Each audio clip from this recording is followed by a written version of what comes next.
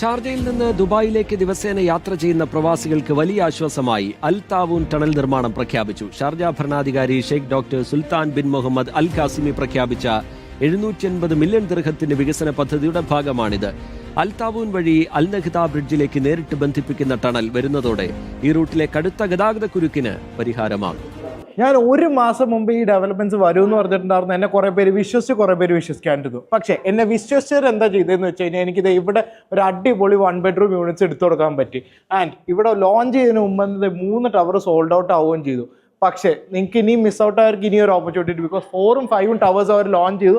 And ഇവിടെ ഒരു unit നിങ്ങൾക്ക് സിമ്പിളായിട്ട് സെക്യൂർ ചെയ്യാവുന്നുള്ളൂ. ആൻഡ് ഇവിടുത്തെ ഏറ്റവും വലിയ പ്രത്യേകത എന്താണെന്ന് വെച്ചാൽ ഇതൊരു അടിപൊളി സെമി ഗവൺമെന്റ് ഡെവലപ്പറാണ്. ആൻഡ് ഇതിന്റെ ഫ്രണ്ട് സൈഡിലും ബാക്ക് സൈഡിലും ബീച്ച് വ്യൂ ഉണ്ട്.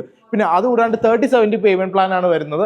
പിന്നെ മാസം വെറും 4000 ദിർഹംസ് നിങ്ങൾക്ക് അടയ്ക്കാൻ പറ്റുമെങ്കിൽ 4 കൊല്ലം കൊണ്ട് വെറും 3 ലക്ഷം ദിർഹംസ് മാത്രം നിങ്ങൾ അടച്ചാൽ മതി. നിങ്ങൾക്ക് ഒരു അടിപൊളി യൂണിറ്റ് 1 bedroom ഇവിടെ സെക്യൂർ ചെയ്യാൻ പറ്റും. സോ ഇതിന്റെ കൂടുതൽ ഡീറ്റെയിൽസ് അറിയാൻ നിങ്ങളുടെ യൂണിറ്റ് ഇന്ന് തന്നെ സെക്യൂർ ചെയ്യാൻ വേഗം എന്നെ കോൺടാക്ട് ചെയ്യാം. നമുക്ക് നേരിട്ടിരിക്കാം.